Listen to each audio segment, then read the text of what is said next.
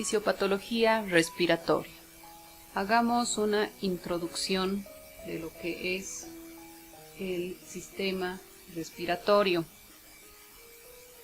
Y sabemos que está formado por un conjunto de órganos que permiten recibir oxígeno del exterior y a su vez expulsar lo que es el dióxido de carbono hacia la atmósfera. Este sistema va a estar conformado por las fosas nasales, que no es nada más que un espacio estrecho recubierto de mucosa que se extiende desde los orificios nasales hasta el punto de paso hacia lo que es la faringe. Y está dividida en dos mitades, la derecha y la izquierda, las mismas que están separadas por lo que es el tabique cartilaginoso. Posteriormente tenemos a lo que es la nasofaringe, que es la parte superior de la garganta que se encuentra detrás de la nariz y no es nada más que una abertura a cada lado, que también puede conducir a lo que es el oído. Tenemos también lo que es la orofaringe, que es la parte de la garganta que se encuentra detrás de la cavidad oral. Esta orofaringe incluye el tercio posterior de la lengua, el paladar blando, las paredes laterales y posteriores de la garganta y también lo que son las amígdalas. La faringe es el área de la garganta que contiene las cuerdas vocales y que se usa para respirar, tragar y hablar. También se lo llama el órgano fonador. Este consta de lo que es la supraglotis, la glotis y la subglotis. La tráquea es un órgano del sistema respiratorio que tiene un carácter cartilaginoso y también membranoso, que se extiende desde lo que es la laringe hasta los bronquios, y su función va a ser brindar una vía abierta al aire inhalado y exhalado desde los pulmones. Tenemos también lo que son los bronquios, que son conductos tubulares fibrocartilaginosos en que se bifurca la tráquea, generalmente a la altura de la cuarta vértebra torácica, y que entran en lo que es el parénquima pulmonar, conduciendo el aire entonces desde la tráquea hacia los bronquios, a los bronquiolos y después a los alveolos. Estos bronquiolos son pequeños conductos tubulares del pulmón y unen a lo que hemos mencionado, a los bronquios con los alveolos. Su función va a ser transmitir el aire nuevo hacia los alveolos.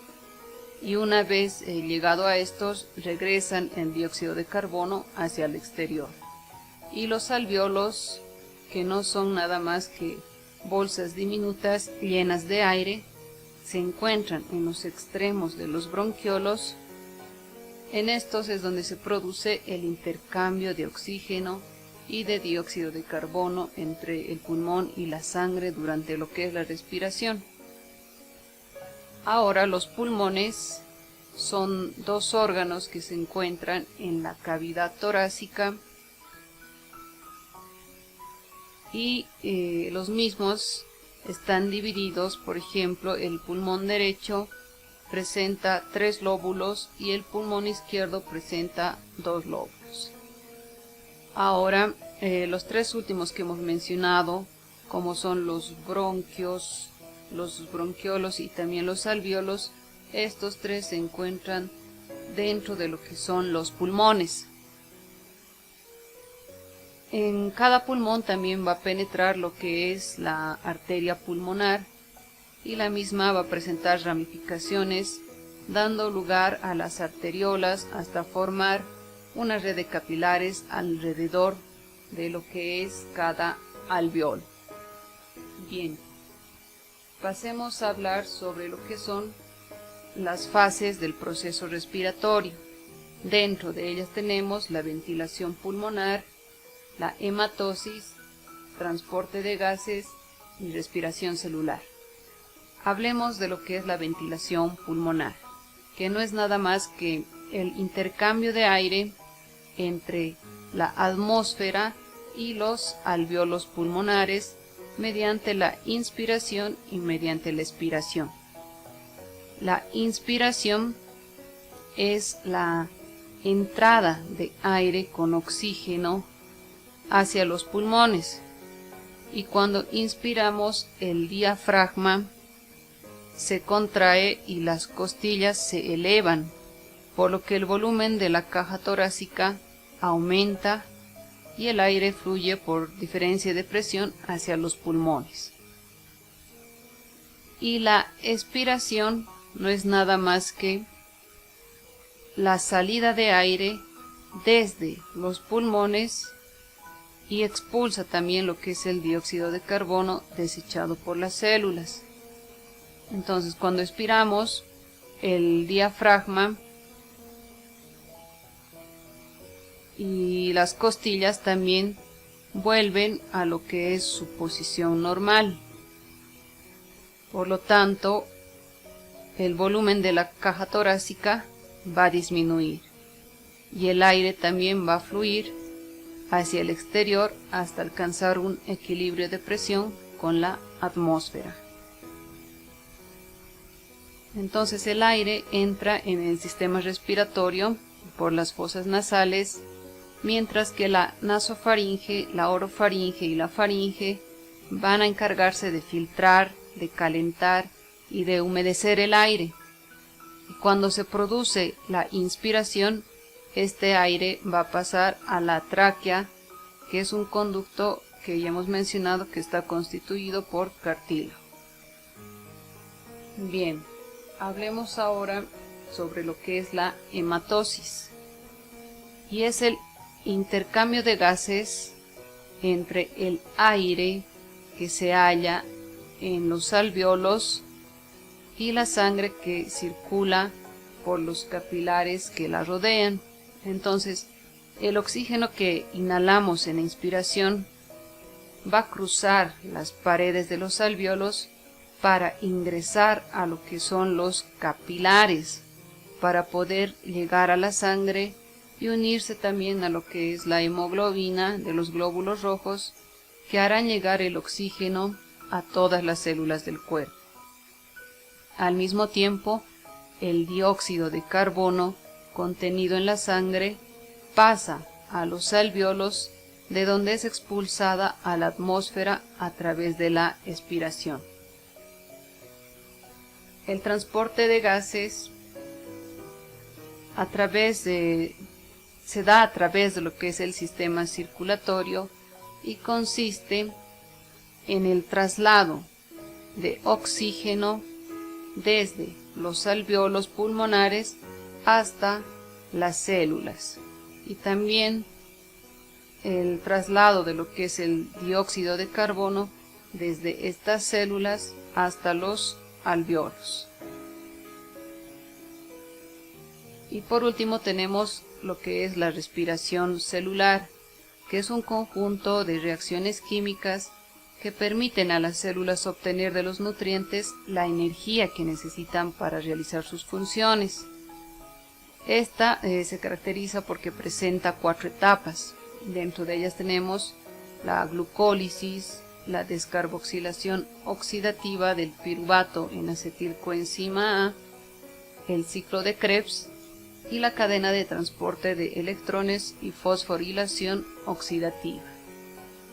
Bien, una vez recordado todo esto, vamos a pasar a ver algunas manifestaciones clínicas, es decir, algunos signos o síntomas que son característicos de las enfermedades respiratorias. Dentro de ellos tenemos lo que es la cianosis, y sabemos que no es nada más que la coloración azulada de piel y mucosas por la concentración excesiva de la hemoglobina reducida por encima de 5 gramos por decilitro en los vasos de pequeño calibre. Su aparición de esta cianosis entonces depende de 2 factores importantes, como es la hipoxia y la tasa de hemoglobina. La hipoxia es el nivel de oxígeno en una célula por debajo del rango normal. Y en la tasa de hemoglobina hemos mencionado los distintos tipos de hemoglobina que se encuentran, como la inmunoglobulina A, la hemoglobina S, la metahemoglobina. Y esta hipoxia tiene que ver mucho a su vez con lo que es la hemoglobina, porque recordemos que la hemoglobina es la encargada de captar el oxígeno, la misma que se encuentra en los glóbulos rojos, y estos al pasar por los tejidos van a liberar el oxígeno para que las células se oxigenen. Entonces, si está presente la hipoxia, la hemoglobina no va a tener el oxígeno suficiente para poder transportar. Y recordemos que según el gas que transporta la hemoglobina, podemos clasificarla en oxihemoglobina o hemoglobina oxidada y en desoxihemoglobina o hemoglobina reducida. La primera, como es la oxihemoglobina, es la que transporta el oxígeno, por lo que se caracteriza porque gana moléculas de oxígeno y pierde moléculas de hidrogeniones. En cambio que la desoxihemoglobina o hemoglobina reducida transporta el dióxido de carbono. Esta en cambio ganará lo que son las moléculas de hidrogeniones y perderá las moléculas de oxígeno. Entonces, si esta hemoglobina reducida aumenta su nivel, va a haber menos cantidad de oxígeno, lo que hará que se produzca la cianosis. En cuanto a la clasificación de la cianosis, puede ser según su localización y según su mecanismo de producción. Según la localización puede ser generalizada, que es cuando el paciente presenta una coloración azulada en todo el cuerpo. Por lo tanto, se puede observar a nivel del lóbulo de las orejas, de la nariz, de los labios, de la mucosa lingual. También en las extremidades se detecta en los dedos y en los lechos unguiales. Y la localizada, que es cuando se observa solo en alguna de las áreas que hemos mencionado anteriormente. Ahora, según su mecanismo de producción, la cianosis puede ser central, que es cuando hay un aumento de la concentración de la hemoglobina desoxigenada en la sangre arterial. Por lo tanto, esa también llega a ser un tipo de cianosis generalizada porque es visible a nivel de las mucosas y a nivel también de lo que es la piel. Hemos mencionado que una característica muy importante de esta cianosis central es la presencia de las acropatias, que no es nada más que un agrandamiento indoloro e insensible de las falanges terminales de los dedos, de las manos y de los pies, y que normalmente pueden llegar a ser bilaterales. Y la periférica es la producida por la reducción de la velocidad de flujo sanguíneo en un sector del cuerpo. Entonces esta es visible solo en la piel de las partes distales del cuerpo, como en las extremidades. Bien, dentro de lo que son las causas de la cianosis central del sistema respiratorio, vamos a mencionar lo que es la bronquiolitis, el broncoespasmo o asma, las neumonías, la embolia pulmonar, la hipoventilación, la enfermedad pulmonar obstructiva crónica. En cuanto al diagnóstico, es importante realizar un buen historial clínico, la anamnesis y la exploración física, valoración de las constantes vitales como respiración, pulso, presión arterial, también temperatura corporal, la pulsioximetría y en caso necesario también puede ser necesario lo que es la gasometría arterial. Es importante también el hemograma de sangre periférica, una radiografía de tórax, un electrocardiograma, esto dependiendo si es que hay sospechas de patologías circulatorias. Y es importante también realizar lo que es la oxigenoterapia. En cuanto al tratamiento de la cianosis, implica tratar la causa subyacente que ocasiona esta coloración azul en la piel. Pasemos a hablar ahora sobre lo que es la taquicardia. Es un tipo frecuente de trastornos del ritmo cardíaco en el que el corazón late más rápido de lo normal cuando está en reposo. Entonces es un síntoma y no es más que el aumento de la frecuencia cardíaca mayor a 100 latidos por minuto. Este aumento del ritmo cardíaco hace que el corazón no pueda bombear correctamente la sangre y que ésta no pueda llevar suficiente oxígeno al resto del organismo. Sabemos que el corazón late habitualmente entre 60 y 100 latidos por minuto. Entonces, cuando una persona presenta 100 latidos por minuto o incluso puede llegar a 300 o a 400 latidos por minuto, ya estamos hablando de una taquicardia. Es importante saber también que es normal que esta frecuencia cardíaca aumente durante el ejercicio o también como una respuesta fisiológica al estrés o algún traumatismo. Recordemos lo que es el sistema eléctrico del corazón. Para comprender las causas de los problemas en la frecuencia o el ritmo cardíaco, como es esta taquicardia, es de mucha importancia entender cómo funciona este sistema eléctrico interno del corazón. Sabemos que el corazón está formado por 4 cavidades, 2 aurículas, que son superiores, tanto derecha e izquierda, y las cavidades inferiores que llegan a ser los ventrículos, también derecho e izquierdo. Normalmente el ritmo del corazón es controlado por un marcapaso natural llamado el nodo sinusal. Este está ubicado en la aurícula derecha. Este nodo sinusal va a producir impulsos eléctricos que normalmente dan comienzo a cada latido del corazón. Desde el nodo sinusal, los impulsos eléctricos van a atravesar las aurículas, lo que hace que los músculos auriculares se contraigan y bombeen la sangre hacia los ventrículos.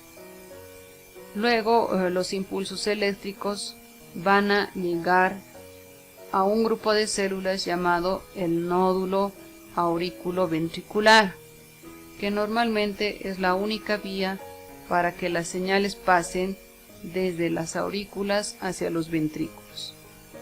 El nódulo auriculoventricular reduce la velocidad de la señal eléctrica antes de enviarla a los ventrículos. Este leve retraso va a permitir que los ventrículos se llenen de sangre, y cuando los impulsos eléctricos llegan a los músculos de los ventrículos, estos se contraen, lo cual hace que bombeen sangre hacia los pulmones o hacia el resto del cuerpo. Entonces, cuando algo altera este complejo sistema, puede hacer que el corazón bombee demasiado rápido, y a esto lo denominamos como taquicardia. Dentro de las causas de la taquicardia vamos a mencionar la hipertensión arterial, enfermedad cardíaca, enfermedad coronaria, las infecciones, enfermedades pulmonares, insuficiencia renal, el estrés, el abuso de alcohol o drogas, el tabaquismo, el abuso de cafeína, emociones fuertes, la ingesta excesiva de cafeína. Y en cuanto a lo que son las manifestaciones clínicas, cuando el corazón late demasiado rápido, entonces es probable que no bombee la sangre de manera eficaz al resto del cuerpo. Esto puede impedir que llegue oxígeno a los órganos y los tejidos y puede ocasionar los siguientes signos y síntomas que estarían relacionados con la taquicardia.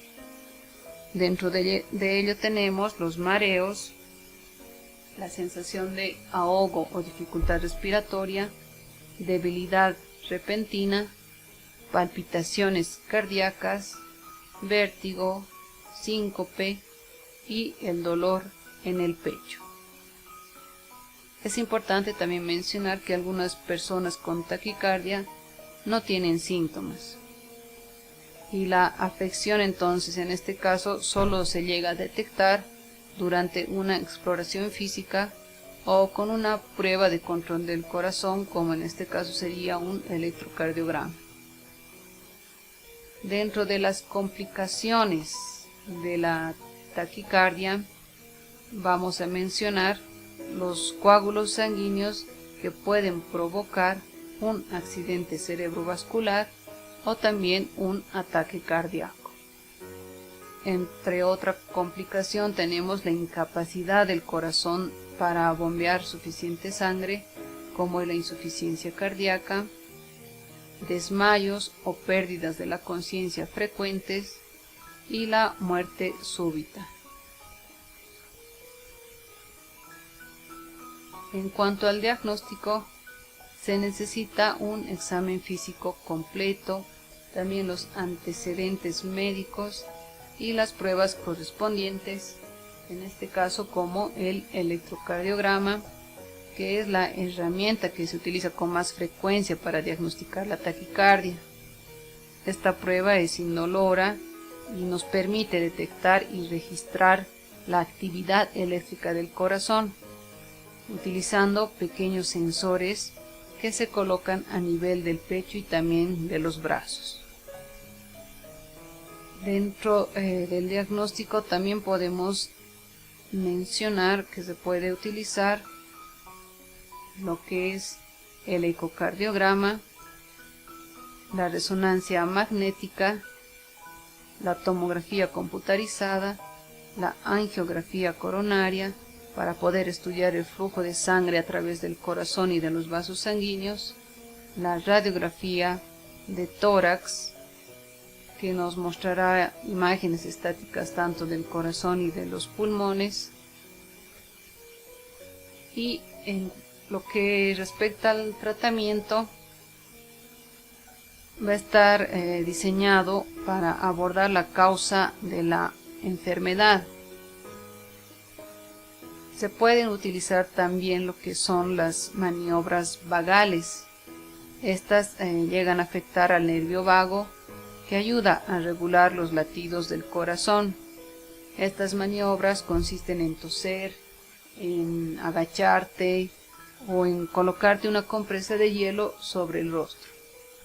También tenemos lo que es la ablación con catéter. Este procedimiento se utiliza con frecuencia cuando una vía eléctrica adicional es la responsable del incremento de la frecuencia cardíaca. Dentro de los medicamentos podemos mencionar a los antiarrítmicos, que pueden prevenir la frecuencia cardíaca acelerada. Tenemos los bloqueantes de los canales de calcio, los beta bloqueantes. Y en último caso, la utilización de los marcapasos. Bien, pasemos a ver lo que es la taquipnea. Y recordemos que la frecuencia respiratoria es uno de los signos vitales clásicos que contribuye con relevante información, ya que puede ser la manifestación inicial de muchas enfermedades. Su medición debería ser de rutina en un examen físico para la aproximación también clínica de situaciones ya sean fisiológicas o patológicas. Los valores normales de la frecuencia respiratoria en adultos es de 12 a 20 respiraciones por minuto. Y aquí pueden observar una tabla donde van a poder comparar las diferentes frecuencias respiratorias, ya sean recién nacido, lactante, en los niños, en el adolescente y en los adultos. Entonces, ¿cómo lo vamos a definir? Primeramente a lo que es la frecuencia respiratoria. Es la cantidad de respiraciones que una persona hace por minuto, que por lo general esta frecuencia se mide cuando una persona está en reposo y consiste simplemente en contar la cantidad de respiraciones durante un minuto cada vez que se eleve el pecho. Ahora, la definición de taquipnia es el aumento de la frecuencia respiratoria por encima de los valores normales esperados para la edad. La taquipnia es un signo que se produce de forma secundaria a diversos estados, ya sean fisiológicos o patológicos, y puede clasificarse de acuerdo a su origen, siendo pulmonar o extrapulmonar. En este gráfico observamos que los mecanismos fisiológicos pueden ser el miedo, la ansiedad, el llanto, el ejercicio, el dolor y también la fiebre. Entre los mecanismos patológicos tenemos a los respiratorios, la hipoxemia, la hipercapnia, el trauma, el edema pulmonar, el tromboembolismo pulmonar, la hipertensión pulmonar y el derrame pleural. Bien, entonces estos son los que más nos interesan. Y aquí tenemos también los no respiratorios, como en el sistema nervioso central, los tumores y la infección, a nivel cardiovascular, la insuficiencia cardíaca o la hipotensión arterial, a nivel metabólico, la acidosis o la insuficiencia hepática, algunos fármacos, también la anemia, y en los casos psicógenos estaríamos hablando del síndrome de hiperventilación. Dentro de los respiratorios vamos a pasar a hablar sobre lo que es la hipoxemia y también la hipercapnia. La hipoxemia es un nivel de oxígeno en sangre inferior al normal, específicamente en las arterias. La hipoxemia es signo de un problema relacionado con la respiración o la circulación y puede provocar diversos síntomas como la dificultad para respirar. Para evaluar la presencia de esta hipoxemia se mide el nivel de oxígeno en una muestra de sangre extraída de una arteria, que se la conoce también como gasometría arterial. También se puede determinar su presencia midiendo la saturación de oxígeno en sangre.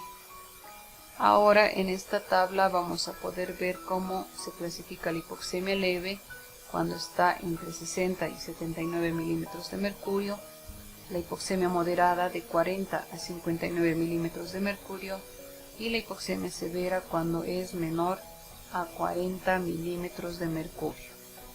Bien. Hablemos un poco sobre lo que es la fisiopatología. Y existen 4 causas primarias de reducción de la presión parcial de oxígeno en sangre arterial. Dentro de ellas tenemos la hipoventilación, trastornos de la difusión, cortocircuito shunt y alteraciones de la relación ventilación-perfusión. La hipoventilación es la reducción del volumen de gas fresco que llega a los alvéolos por unidad de tiempo. Se caracteriza porque puede haber una hipoventilación y puede estar causada por alteraciones externas al pulmón. Se puede producir una hipercapnia y también se puede producir lo que es una acidosis respiratoria. Los trastornos de la difusión, que es un desequilibrio entre la presión parcial de oxígeno de la sangre capilar pulmonar y el gas alveolar. Entonces este se caracteriza porque puede existir un engrosamiento de lo que es la barrera hematogaseosa, retardando el tiempo de difusión y produciendo de esta manera un desequilibrio. El cortocircuito o shunt, que corresponde a la porción de sangre que llega al sistema arterial sin pasar a través de las regiones ventiladas del pulmón. Esto puede ocurrir en los casos de malformaciones arteriovenosas, en el lóbulo neumónico consolidado, y también puede ser por causas extrapulmonares, como la comunicación interauricular o la comunicación interventricular. Y por último tenemos la alteración de la relación ventilación-perfusión, que es un desequilibrio entre la ventilación y el flujo sanguíneo de diferentes regiones del pulmón, provocando que toda la transferencia de gases se torne ineficiente. Entonces, estas son características de la enfermedad pulmonar obstructiva crónica, de la enfermedad intersticial y trastornos vasculares, como en este caso sería la embolia pulmonar. Dentro de lo que son las causas de hipoxemia, las más frecuentes son la anemia, defectos cardíacos congénitos, medicamentos como narcóticos y anestésicos, la apnea del sueño, el síndrome de dificultad respiratoria aguda, el asma, la enfermedad pulmonar obstructiva crónica, enfisema, enfermedad pulmonar intersticial, la neumonía, el neumotórax, el edema pulmonar, embolia pulmonar y por último la fibrosis pulmonar. Y en las manifestaciones clínicas, cuando una persona sufre de esta hipoxemia, entonces quiere decir que sus niveles de oxígeno en la sangre son menores.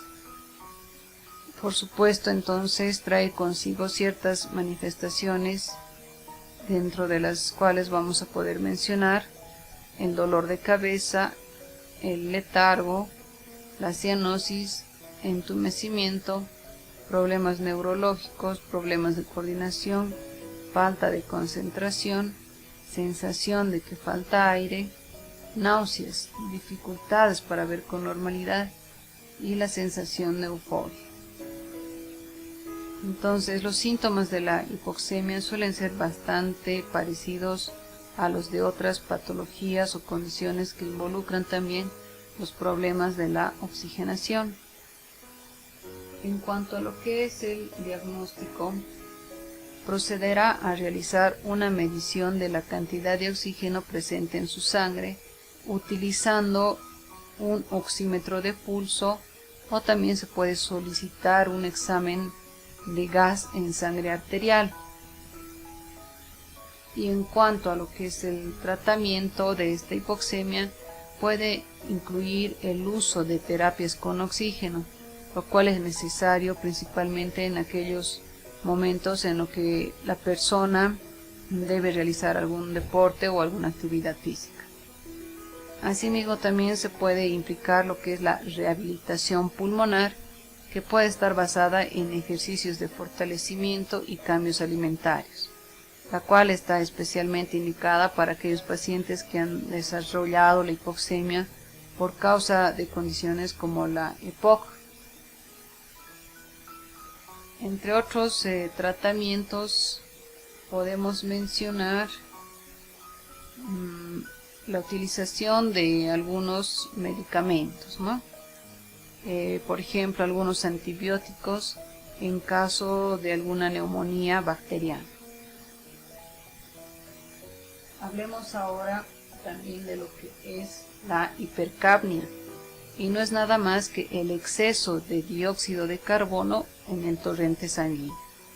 Este dióxido de carbono es un gas que el organismo produce como consecuencia de la actividad metabólica de las células y después pasa a la sangre para ser expulsado al exterior a través de los alvéolos pulmonares gracias al proceso de ventilación.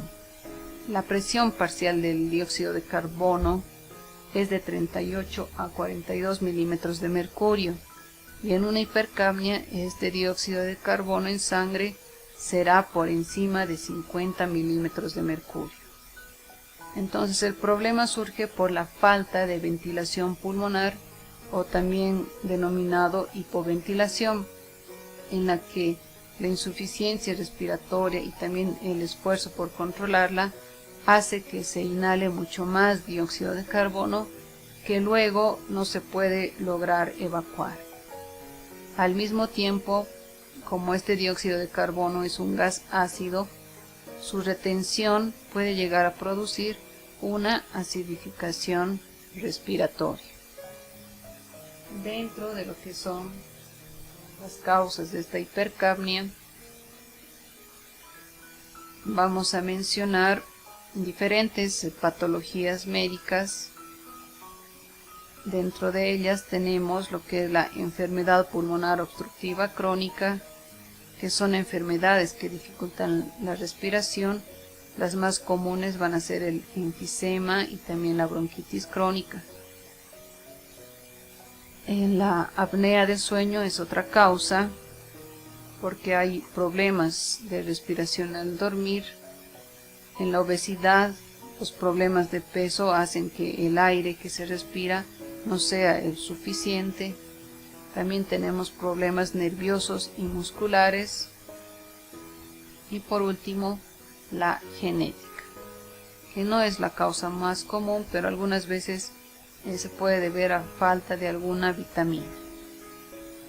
En las manifestaciones clínicas vamos a mencionar que puede haber dolores de cabeza, sensación de falta de aliento, mareos, desorientación, cansancio y debilidad, náuseas, vómitos, pérdida de conciencia y también convulsiones.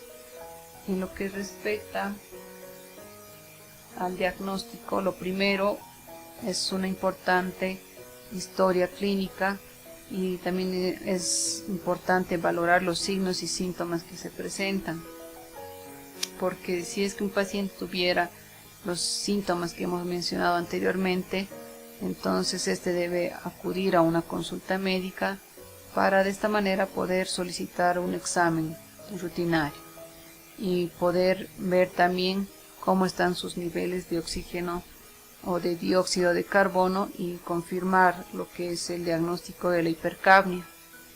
Tenemos también las pruebas sanguíneas, pruebas respiratorias. Otra prueba sería, como hemos mencionado, la gasometría arterial para comprobar los niveles de dióxido de carbono y oxígeno en el sistema sanguíneo, una radiografía, una tomografía. Y en cuanto a lo que es el tratamiento, lo más importante y necesario es dejar de fumar, o también evitar contaminaciones químicas. Es importante realizar también una oxigenoterapia, una rehabilitación de los pulmones, cambiando lo que es la dieta, la rutina diaria, estableciendo buenos hábitos para poder respirar de una forma mucho mejor. Y dentro de lo que son los medicamentos estarían los broncodilatadores, que ayudan a las vías respiratorias, también los antibióticos en casos de neumonía y los corticosteroides, que ayudan a bajar la inflamación de las vías respiratorias. Bien, pasemos a hablar ahora sobre lo que es el dolor torácico. Recordemos que el tórax es la parte del cuerpo comprendida entre la base del cuello y la parte alta del abdomen. La percepción de dolor en el tórax o en el pecho, entonces, por lo general, alarma a las personas porque piensan que pueden estar sufriendo algún ataque cardíaco. Definimos este dolor torácico como una sensación álgida localizada en la zona situada entre el diafragma y la fosa supraclavicular. Las causas de este dolor son muchas causas y vamos a ver en este gráfico, ustedes ya lo conocen, puede haber causas esofágicas, gastrointestinales, pulmonares, vasculares, de la pared torácica o también de las partes blandas. En esta oportunidad vamos a mencionar lo que son las causas pulmonares, y dentro de ellas vamos a tener la neumonía, que no es nada más que la infección de los pulmones, que se manifiesta también con un dolor torácico, con tos y con fiebre. Tenemos el neumotórax, cuando el pulmón está revestido por dos membranas y sabemos que entre ambas hay un espacio virtual. Cuando entra aire en este espacio, muchas veces entonces se puede llegar a producir un neumotórax. La pleuritis, después tenemos el cáncer de pulmón y la tromboembolia pulmonar. Se caracteriza por ser entonces un dolor en punta de costado. Este dolor, que aparece en las afecciones pleuropulmonares, se localiza en una región determinada del tórax. Es un dolor vivo, intenso, continuo y que se exacerba con los movimientos respiratorios, como la tos o como alguna presión ejercida a ese nivel.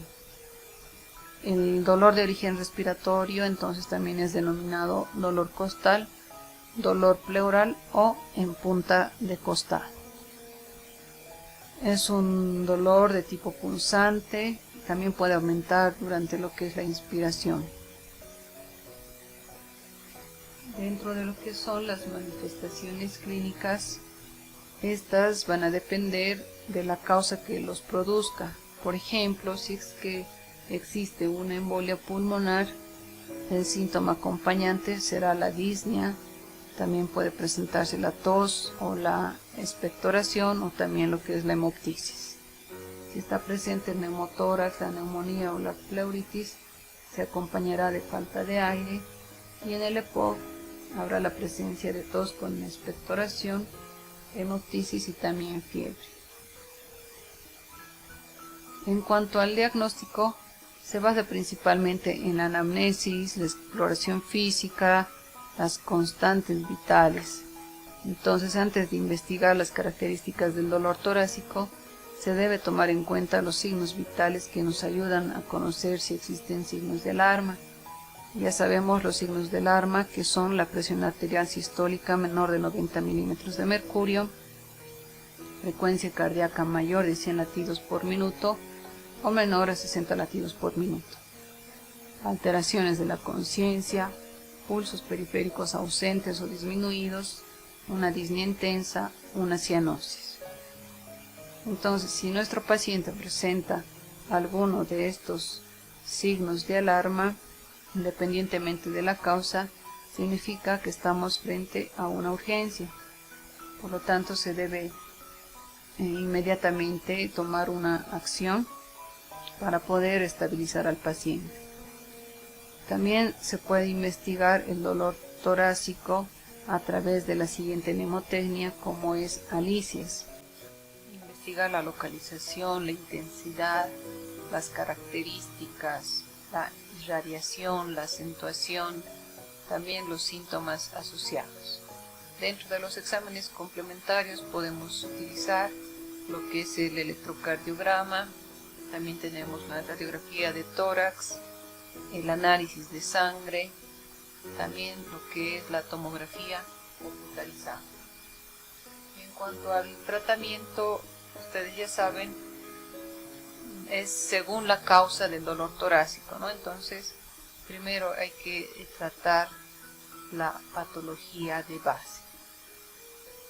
Bien, pasemos a hablar sobre lo que son las acropaquias, que ya lo hemos mencionado anteriormente en lo que es la cianosis central. Las acropaquias o diartropatías hipertrofiantes neumónicas es una enfermedad de las articulaciones, hipertrofiante porque aumenta de tamaño y neúmica es porque hace referencia al pulmón. Esta acropaquia ocurre cuando las puntas de los dedos se agrandan y las uñas se curvean alrededor. Generalmente esto sucede con el transcurso de los años. A veces pueden ser resultado de un bajo nivel de oxígeno en la sangre y podría ser un signo de varios tipos de enfermedad pulmonar. Entonces lo vamos a definir como a las acropaquias, o también conocidas como dedos hipocráticos o dedos en palillos de tambor.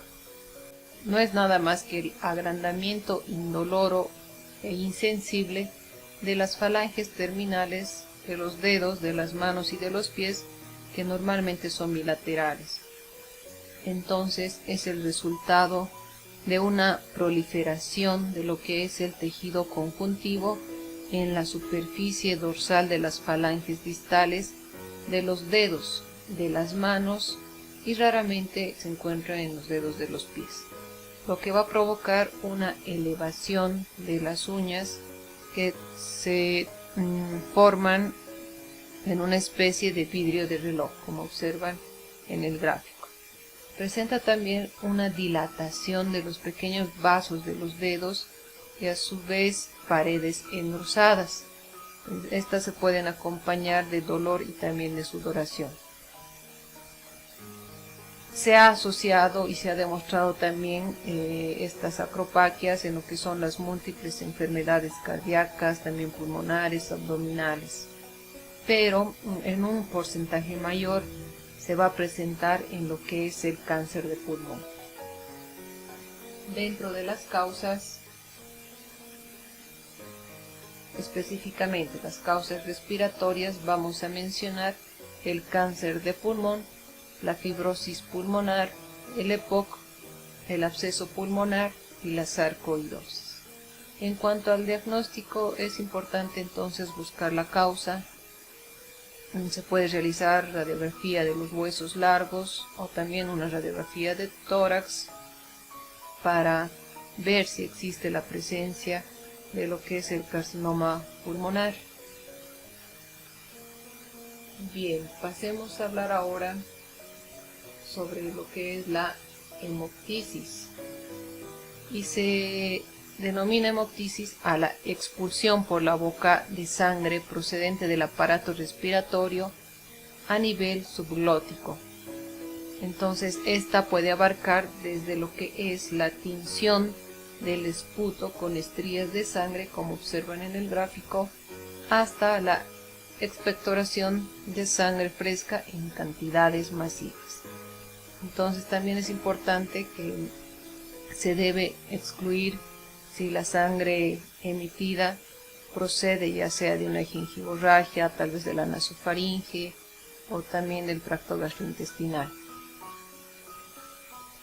Es un signo de alarma tanto para el paciente como para el personal médico, ya que puede tratarse de la primera manifestación de una enfermedad grave, como sería el carcinoma broncogénico. Pasemos a ver un poco sobre lo que es la fisiopatología, y va a estar dada por la eliminación de sangre por ruptura de las arterias bronquiales en un 90% de los casos, y el resto se debe por compromiso de las arterias pulmonares.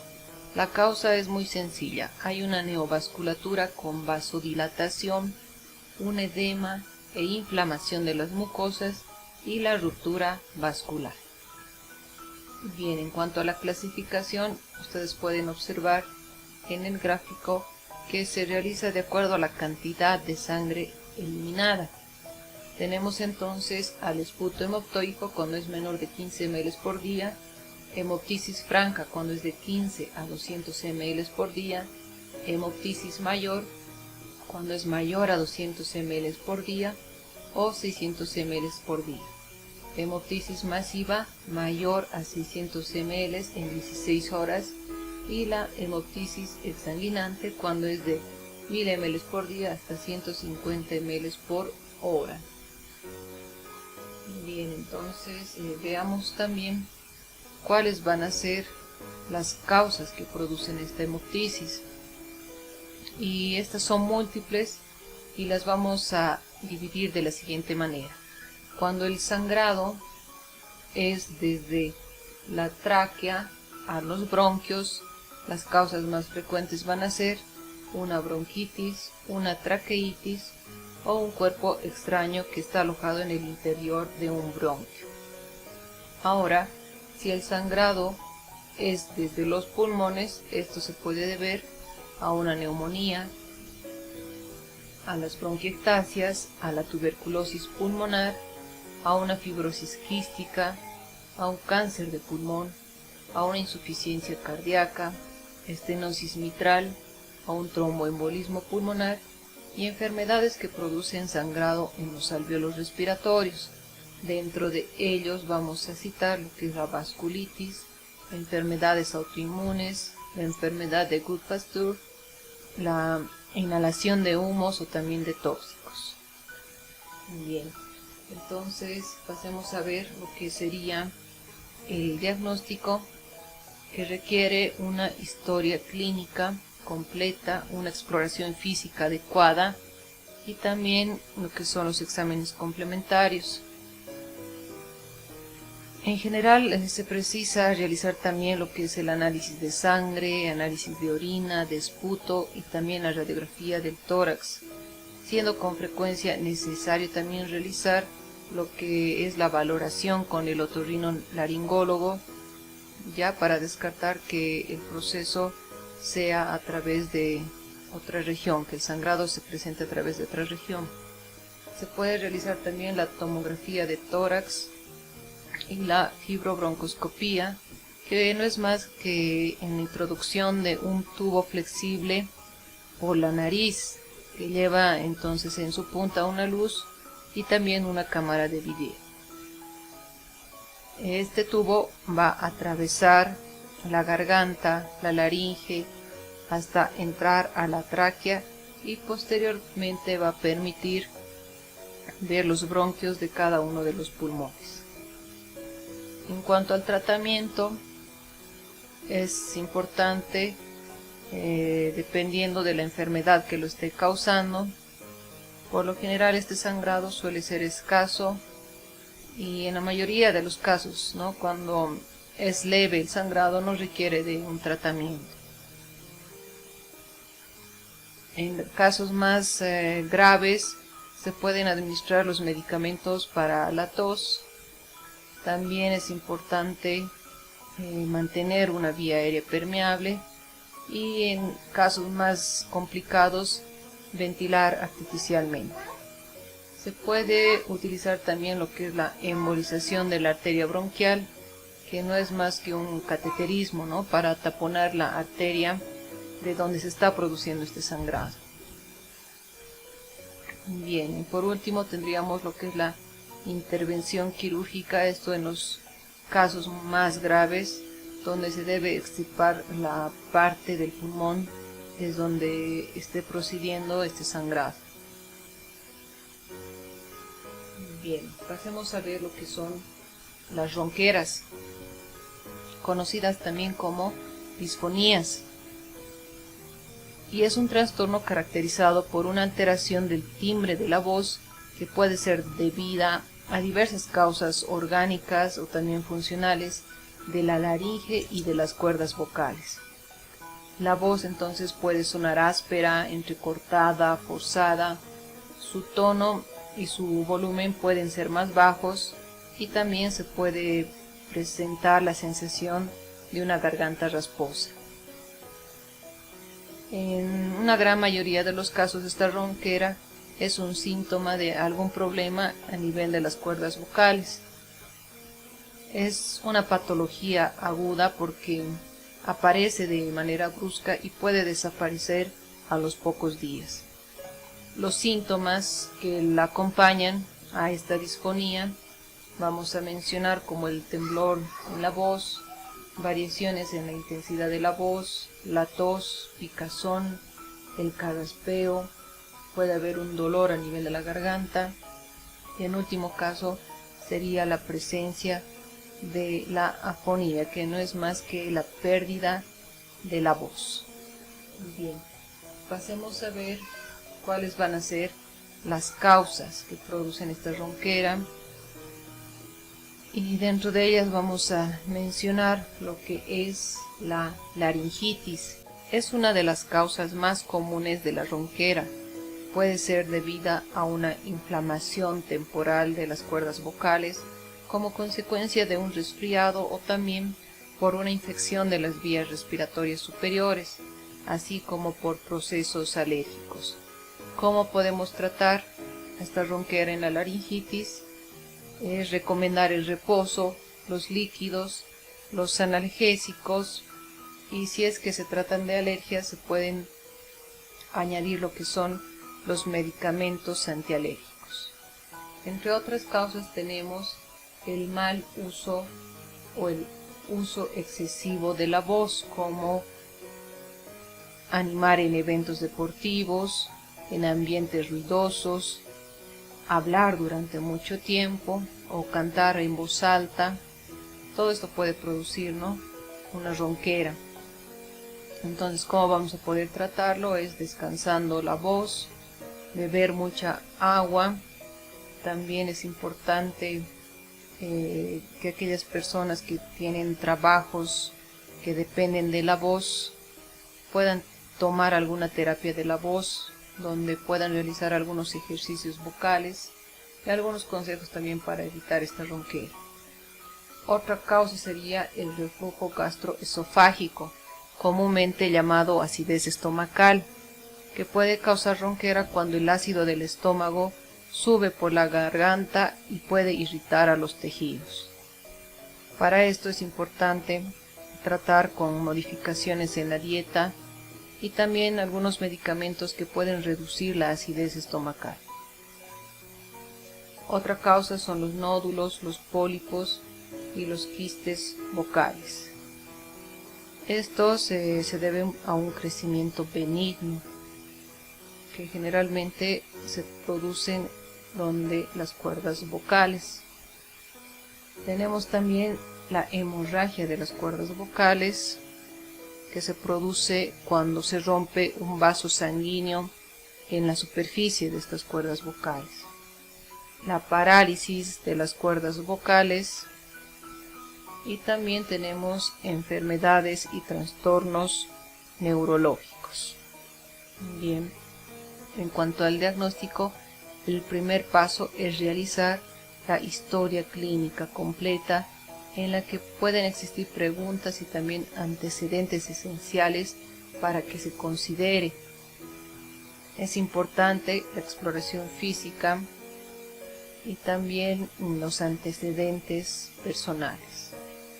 En el tratamiento para la disfonía, lo más importante sería reposar la voz y modificar los malos hábitos en el uso de la voz, ¿no? En el caso de una disfonía por algún proceso infeccioso, pueden administrarse algunos antiinflamatorios. Bien, veamos también lo que es la epistaxis.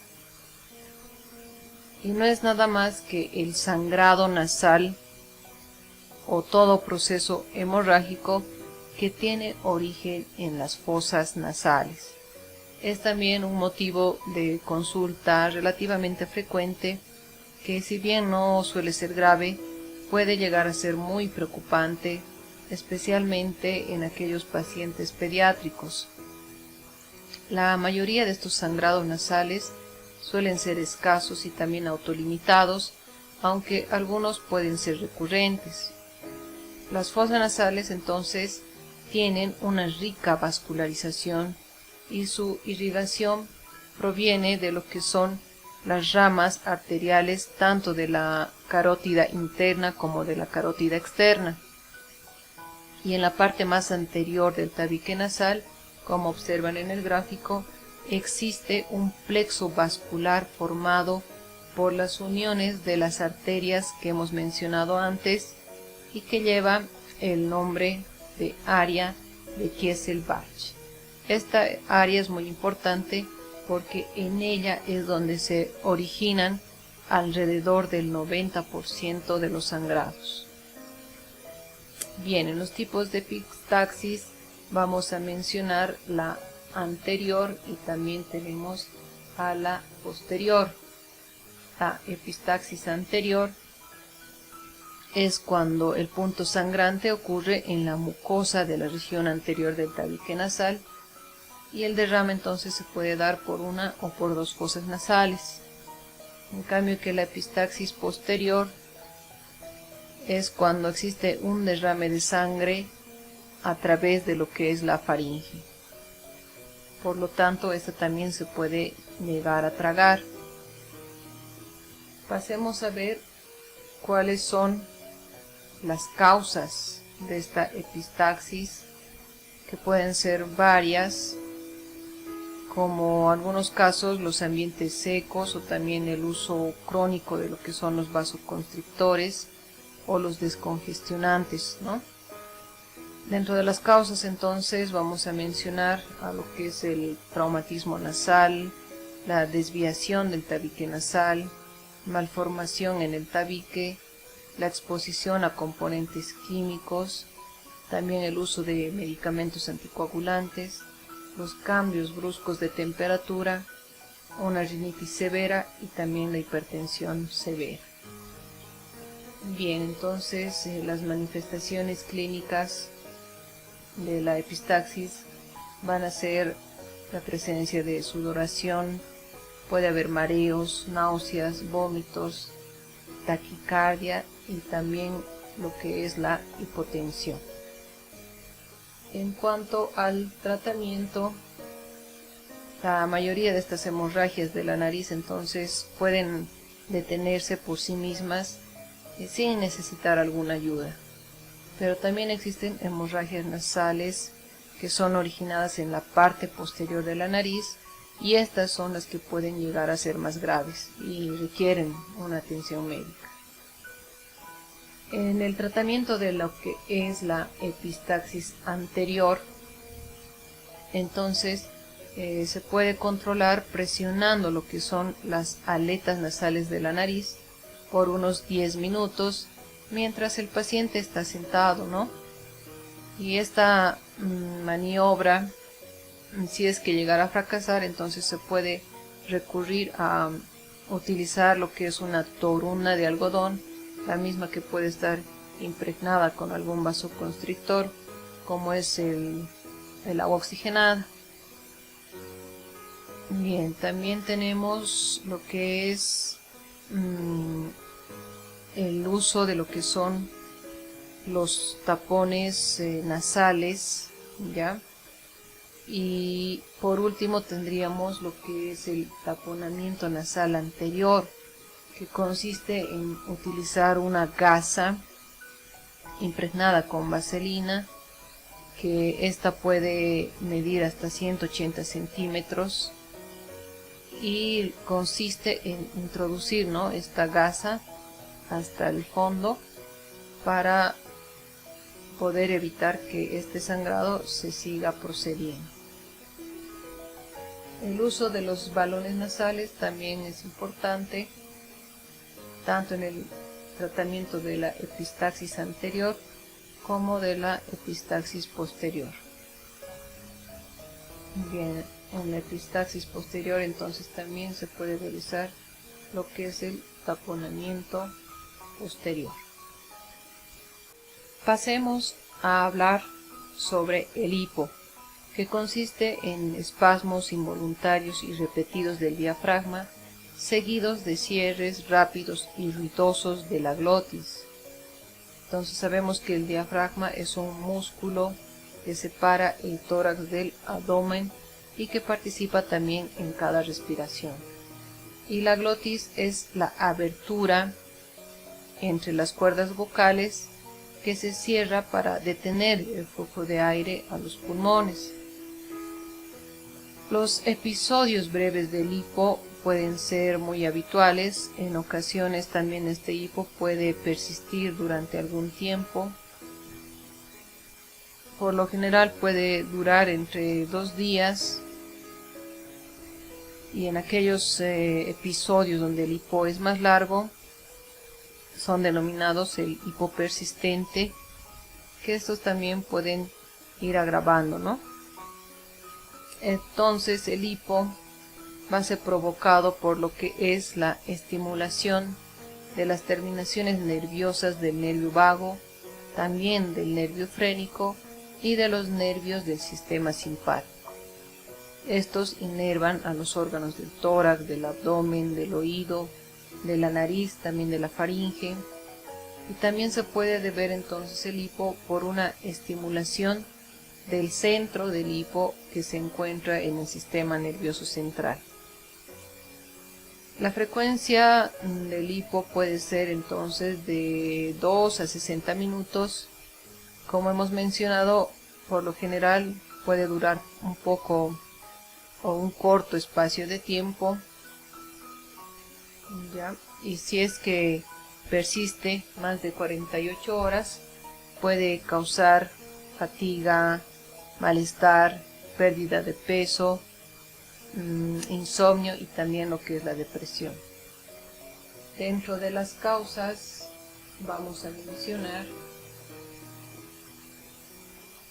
dependiendo, ¿no?, si el hipo dura menos de 48 horas, las causas van a ser tomar bebidas con gas o beber demasiado alcohol, comer demasiado, la agitación o también el estrés emocional, los cambios bruscos de temperatura, tragar aire al mascar goma o también al chupar caramelos. Este hipo que dura más de 48 horas puede deberse también a una variedad de factores y estos los vamos a agrupar de la siguiente manera. Por ejemplo, los que producen una lesión o irritación a los nervios. Dentro de ellos tenemos a los tumores, a los quistes o también al bocio, al reflujo gastroesofágico, al dolor de garganta. Ahora, otro factor sería los trastornos del sistema nervioso central, como la encefalitis, la meningitis, la esclerosis múltiple, el accidente cerebrovascular, la lesión cerebral traumática. Y por último tenemos los trastornos metabólicos y drogas, como el alcoholismo, la anestesia, también los barbitúricos, el desequilibrio de electrolitos, una enfermedad renal, los esteroides, también los tranquilizantes. Bien, el mejor tratamiento para el hipo consiste en tratar el trastorno subyacente. Entonces, en el hipo breve, casi todos los episodios se resuelven sin tratamiento y existen muchos remedios caseros para poder tratar estos episodios, pero estos no funcionan en una mayoría. Sin embargo, en algunas personas sí les ha ayudado bastante y por eso es que los vamos a mencionar. Dentro de ellos tendríamos como ser contener la respiración, beber agua de forma rápida o hacer que estimular a las náuseas o tirar suavemente de la lengua hacia afuera. En cambio, en el hipo persistente se va a necesitar un tratamiento, sobre todo si es que no se corrige la causa. Se pueden utilizar diferentes medicamentos como la clorpromacina, la gabapentina, el más importante, la metoclopramida, y también lo que es la gabapentina. Bien, por último vamos a pasar a ver lo que son las causas de las enfermedades del aparato respiratorio.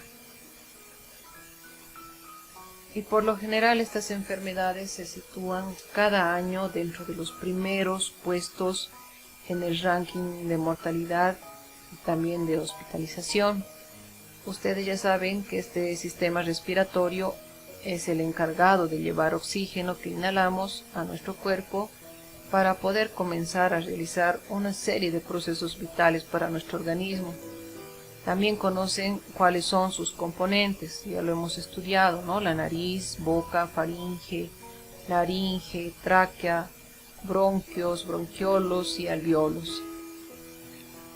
El impacto de estas enfermedades respiratorias es muy alto a nivel de todo el mundo, pues los pulmones son los órganos más susceptibles y también los más sensibles del cuerpo, porque están constantemente expuestos a patógenos y también a contaminantes del medio externo.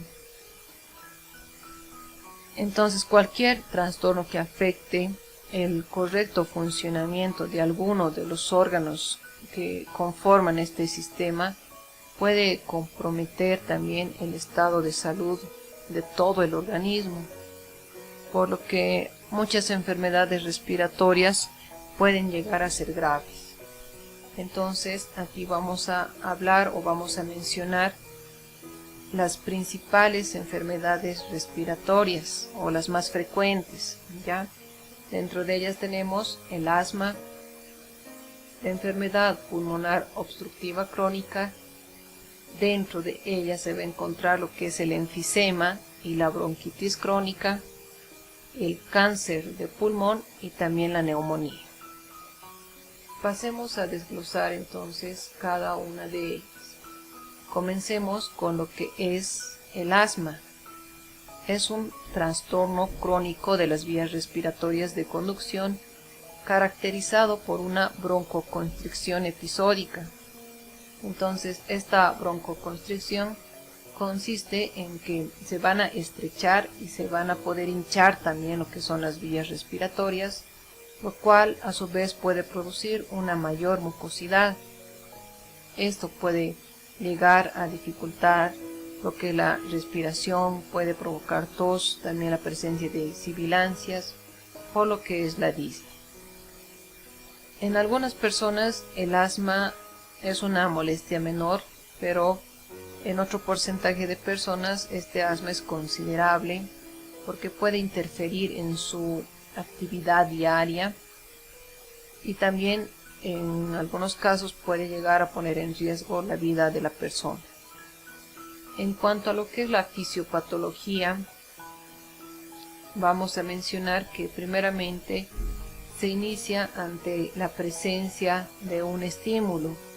Dentro de estos estímulos tenemos a lo que es el virus, alergenos, el estrés, el aire frío, el tabaco y también tenemos otros de origen desconocido.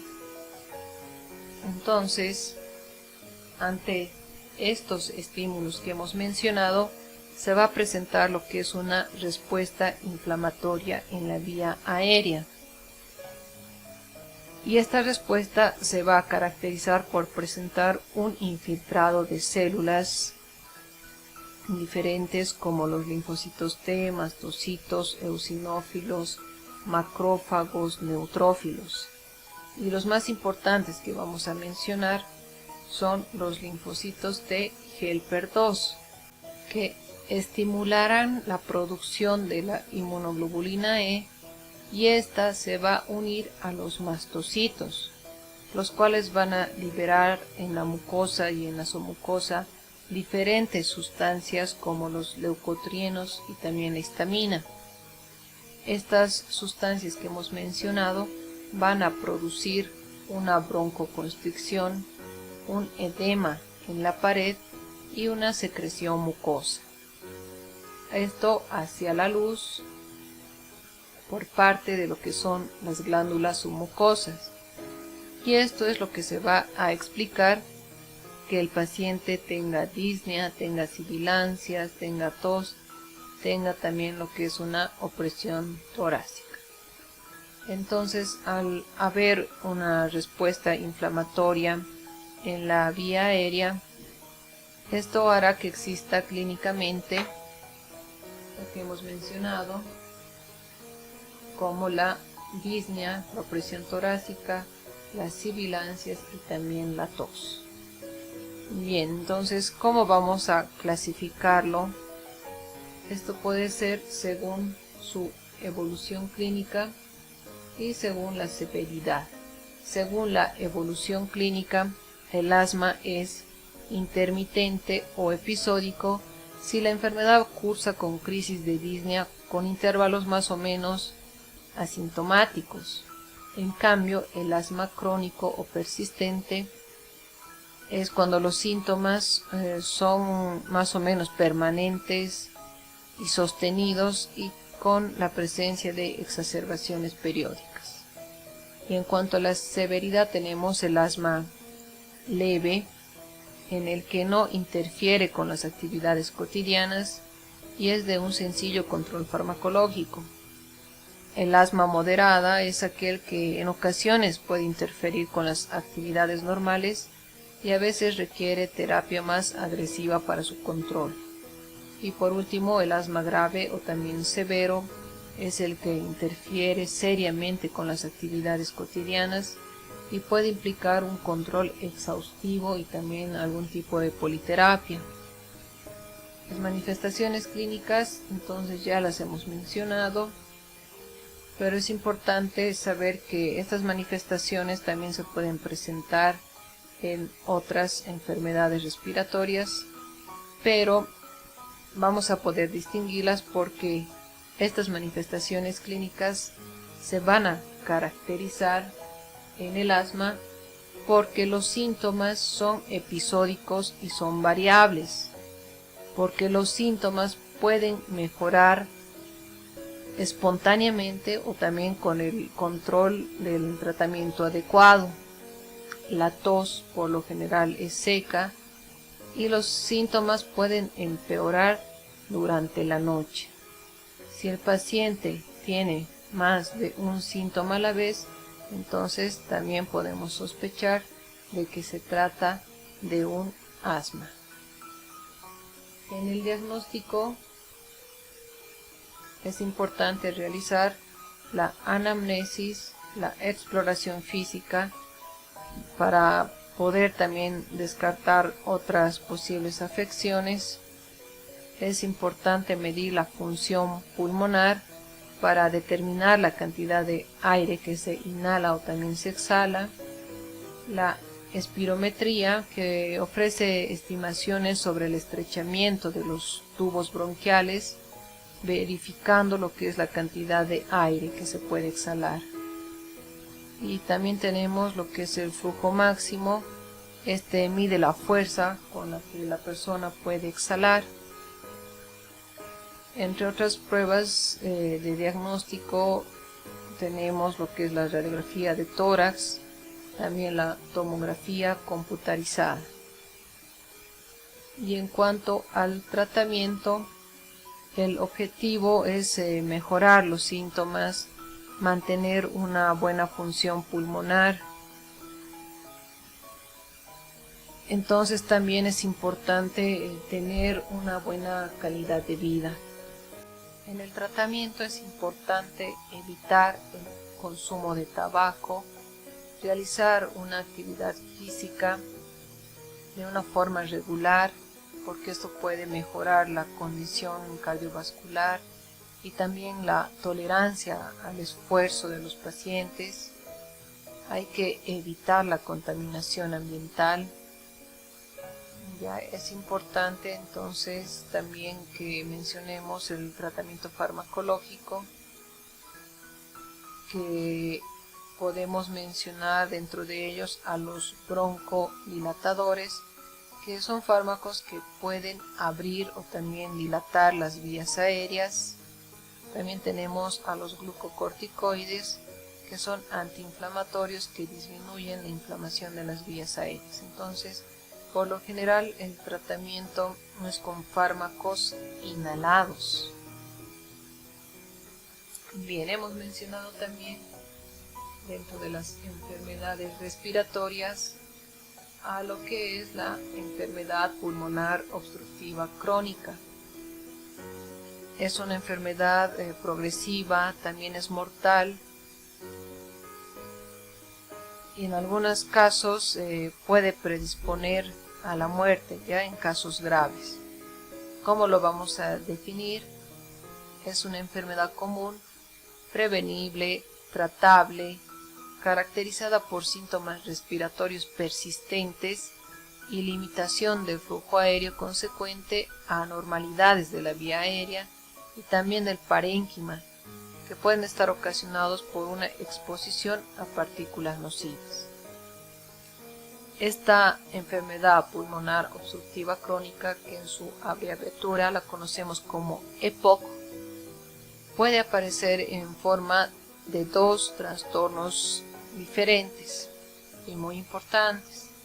Dentro de ellos tenemos el enfisema y la bronquitis crónica. El enfisema consiste en un ensanchamiento de los alvéolos y la destrucción de sus paredes. Y la bronquitis crónica es cuando las glándulas bronquiales se van a dilatar y pueden provocar una secreción excesiva de la mucosidad. Estas dos enfermedades van muy ligadas y suelen presentarse simultáneamente, o bien una acaba provocando la otra, y este es el motivo de que el enfisema y la bronquitis crónica se agrupen bajo la denominación de enfermedad pulmonar obstructiva crónica. Vamos a ver cuáles son los factores de riesgo de esta enfermedad, y el principal es la exposición al humo del tabaco, ya sean por los fumadores activos o pasivos. Tenemos la contaminación del aire, la exposición laboral a polvos y también productos químicos, y las infecciones repetidas de las vías respiratorias en la infancia.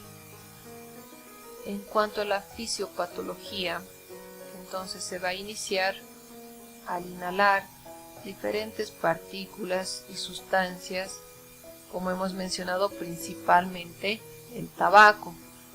Estas partículas traen consigo sustancias que son oxidantes y que desencadenan la respuesta mediada por neutrófilos, por linfocitos T CD8 y por macrófagos.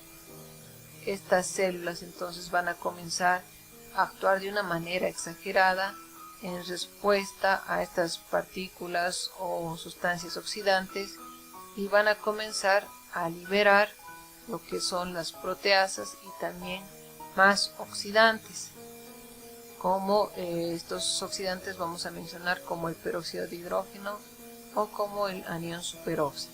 Entonces, tanto las proteasas como los oxidantes van a provocar la destrucción del parénquima pulmonar, y a esto lo vamos a conocer como enfisema.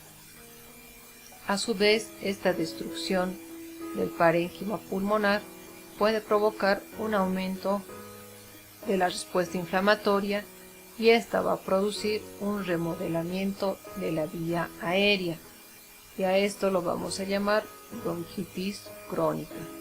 Y este remodelamiento de la vía aérea consiste en una hipertrofia de las glándulas, un aumento de células caudiciformes, una fibrosis en la pared de los bronquiolos. En la hipertrofia de las glándulas se va a producir un aumento de la producción de moco, provocando tapones mucosos, sobre todo en los bronquiolos.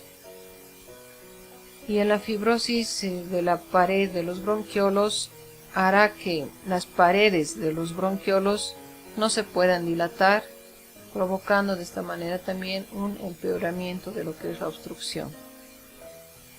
Bien, todo esto que hemos mencionado en la fisiopatología, de manera conjunta nos va a llevar a provocar una obstrucción a los flujos expiratorios de manera permanente y también progresiva.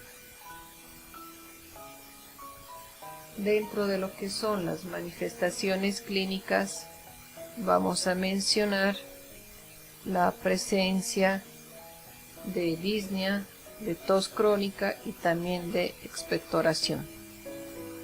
Por lo general es evidente a partir de los 40 a 50 años de edad. En el diagnóstico se debe realizar una buena historia clínica, la exploración física, también la radiografía de tórax y el uso del espirómetro, que mide el volumen expiratorio máximo por segundo. También puede medir otros flujos respiratorios. En el tratamiento, lo más importante va a ser dejar de fumar por completo. Y en los medicamentos vamos a mencionar a los broncodilatadores, que relajan los músculos que rodean las vías respiratorias, por lo tanto pueden ayudar a aliviar la tos y también la dificultad para respirar. Dentro de ellos tenemos el salbutamol, el más conocido. Los corticoides o corticosteroides inhalados, que reducen también la inflamación de las vías respiratorias.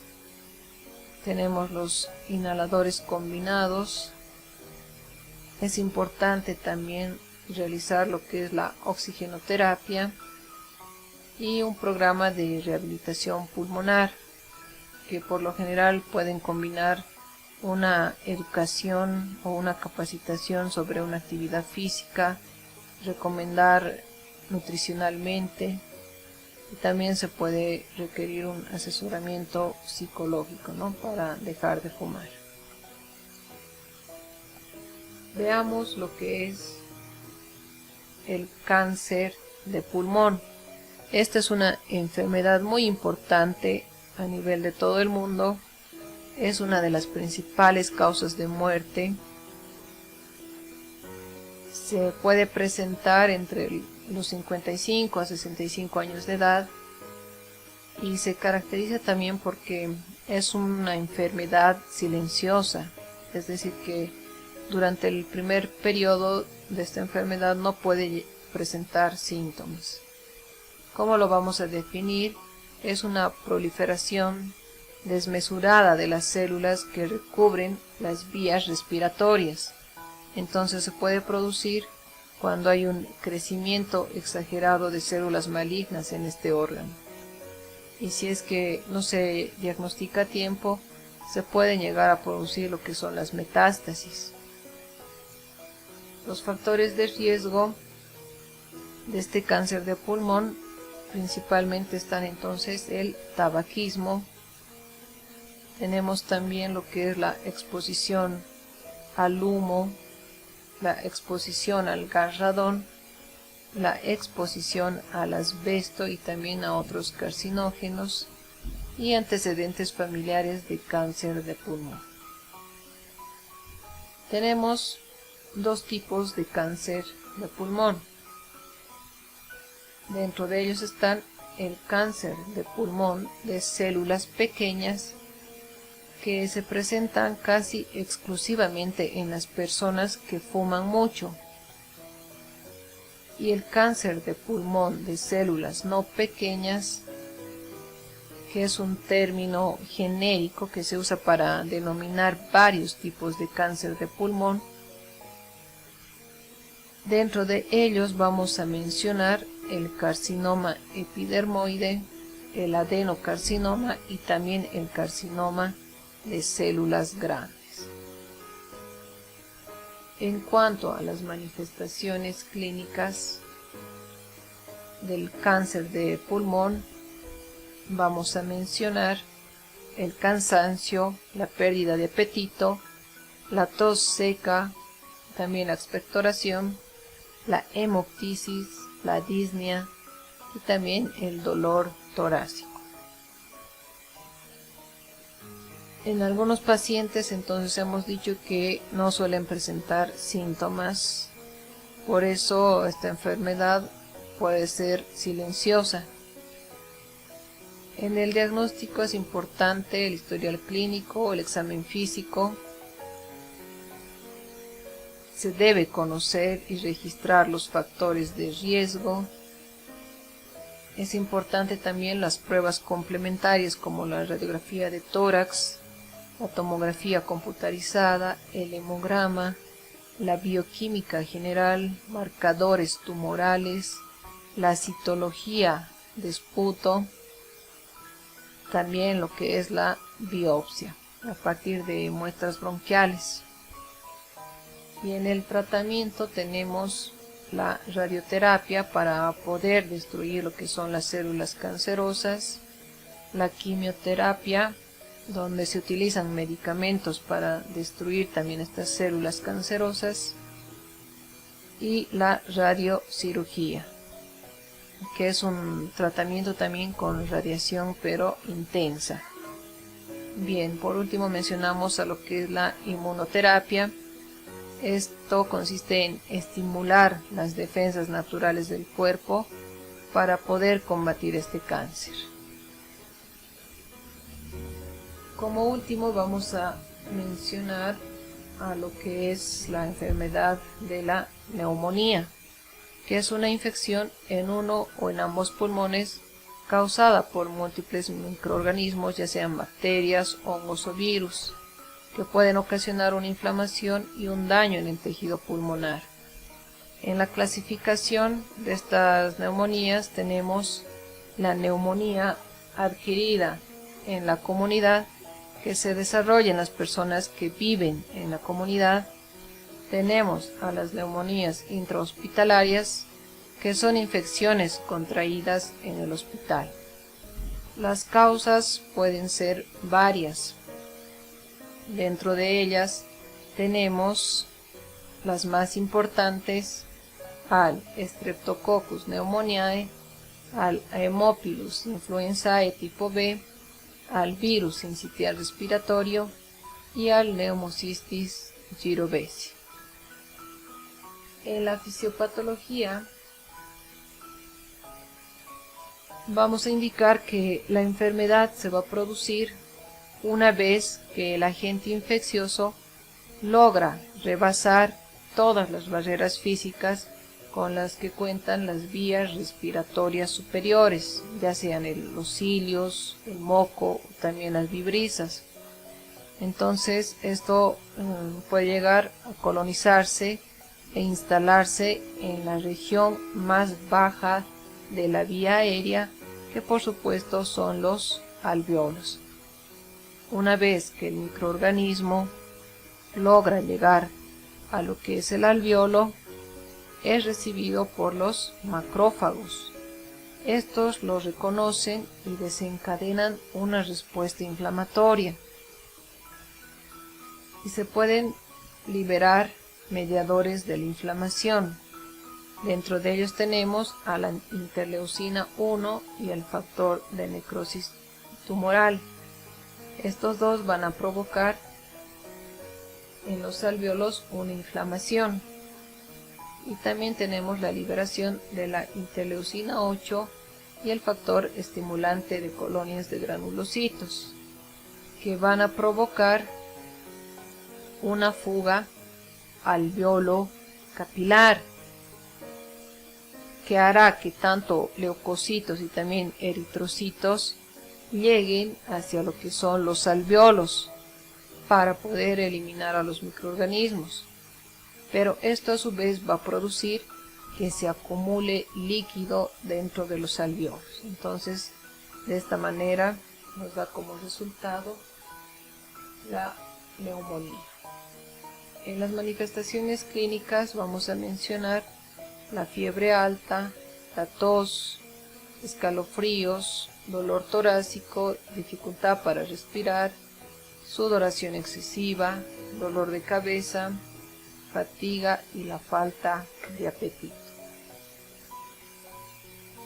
Pasemos a ver lo que es el diagnóstico. Entonces, lo más importante es una buena historia clínica, exploración física. Es importante también escuchar los pulmones con el estetoscopio para poder ver la presencia de crepitación. Se deben realizar lo que son los análisis de sangre para confirmar si existe una infección o para poder identificar el tipo de organismo que está causando esta infección. la radiografía torácica. También tenemos lo que es la oximetría de pulso, que ya sabemos que nos mide el nivel de oxígeno en sangre, que generalmente en la neumonía puede hacer que los pulmones no sean capaces de pasar una suficiente cantidad de oxígeno a lo que es el torrente sanguíneo. Y la prueba de esputo, que se toma una muestra de líquido de los pulmones, esto haciendo toser a la persona, ya, y esta muestra es la que se va a llevar para identificar qué agentes están presentes. En el tratamiento, por lo general, se puede requerir una hospitalización si es que la persona es de una edad avanzada, o si es que está inmunodeprimido, o tiene también alguna enfermedad grave que está asociada. Dependiendo también de la causa que lo esté produciendo, por ejemplo, si son algunas bacterias, se pueden usar antibióticos. Es importante la administración de oxígeno y también la hidratación.